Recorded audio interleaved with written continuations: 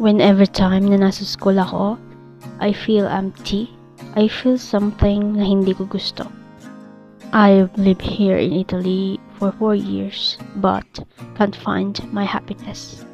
After I graduated, I gave myself a time to rest because I really hate the educational system. Dito lang ako nagkasakit because of school. Nagka-migraine ako, napabayaan ko yung sarili ko. Minsan, pag magre-review ako, hindi na ako nakain kasi natatakot akong bumagsak.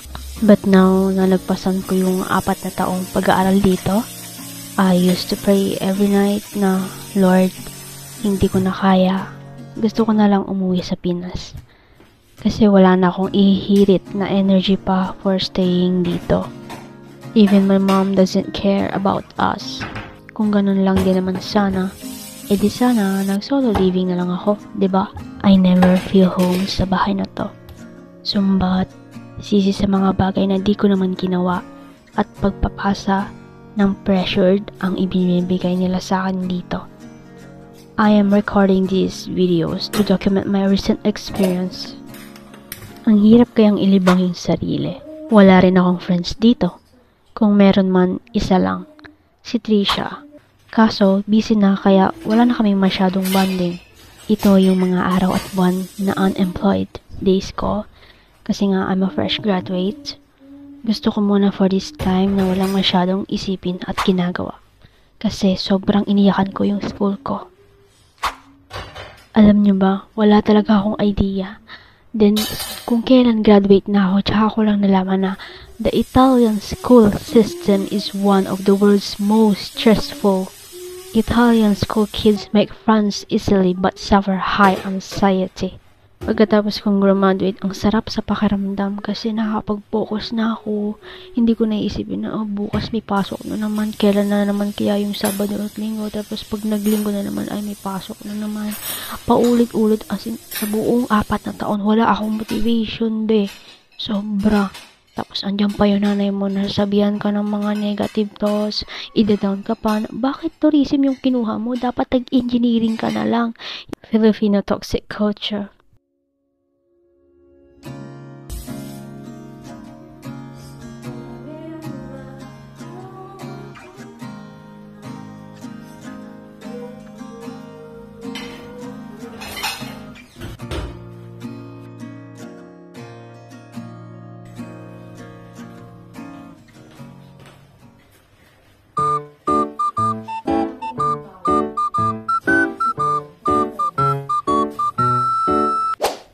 Pag nagugutom ako, like di ko na natitikman yung mga street foods sa Pinas, of course, kasi wala naman dito sa Italian, ako na lang nagawa, pero in a healthy way.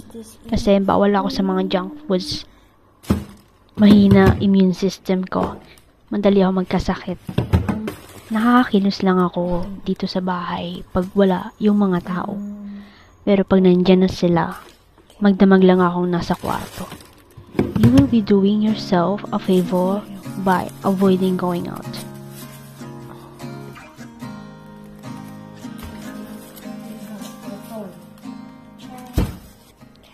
Many people often ask me why I don't have friends. Do you want to know the reason behind it? It's quite simple. First, hindi lahat ng Pinoy pag nasa ibang bansa ay kaugali mismo ng original Filipino sa Pinas. Second, most of Filipinos are mayayabang pag nakarating ng ibang bansa. Third, hindi marunong lumingon sa pinanggalingan. Fourth, mahangin. Fifth, wala silang GMRC. In short, good manners and right conduct. That's it.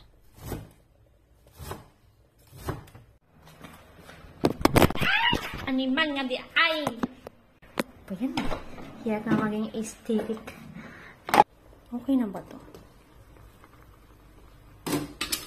Okay, this one is for barbecue. So, para ma-check, tingnan natin if malambot. Oh, malambot na siya.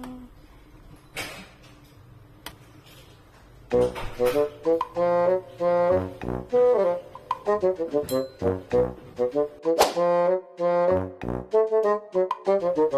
yan?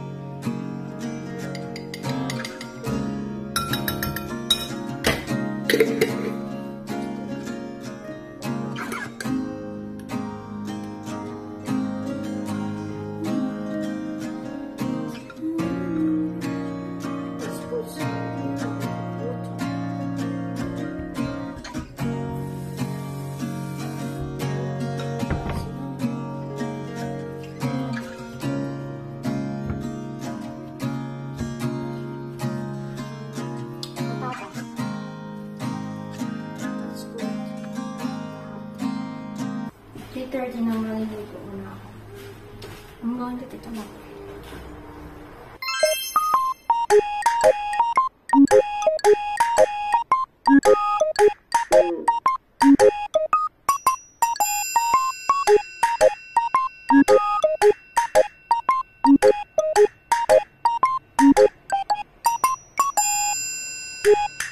August 2023, nag-applied ako sa kahit na anong job. Hindi ko talaga alam yung gusto kong job kasi wala akong masyadong experience. Nagpasa lang ako na nagpasa sa kahit saang company. May mga tumatawag pero hindi siya pasok sa akin. Umaayaw agad ako kapag alam kong hindi ko kaya. Kaya this time, nagpasama ako sa stepdad ko na pumunta mismo sa pinaka-restaurant para mag-apply and magpasa. And after almost 3 years na nag-stop yung kapatid ko sa pag-aaral sa Pinas, ngayon lang ulit siya makakapag-aral ulit dito sa Italy. Hindi siya nag-11-12 sa Pinas. Kaya sumama ako bumili ng mga school supplies niya and yung mga kailangan niya. Pero hindi kami sing ng course kasi ang kinuha niyang course is nursing. Yung sa akin kasi, ang course ko is tourism linguistic, iba't ibang language. Kasi mahilig ako sa mga languages. Dito. Sa baba. Hanapin mo. Ito. After ko mag-apply sa isang hotel, natanggap ako but hindi ako nagtagal kasi ang hinahanap nila is fluent mag-Italian. So hindi ako fluent mag-Italian kaya tinanggal nila ako. Then almost a month since na-stuck na naman ako and naghanap ulit ako ng another job. After that, I treated myself, lumabas ako, bumili ako ng new uniform sa bagong job ko na restaurant. Binilhan ko rin yung sister ko ng konting damit and headband para lang matuwa siya for pasalubong. And that's it for my today's vlog. Thank you!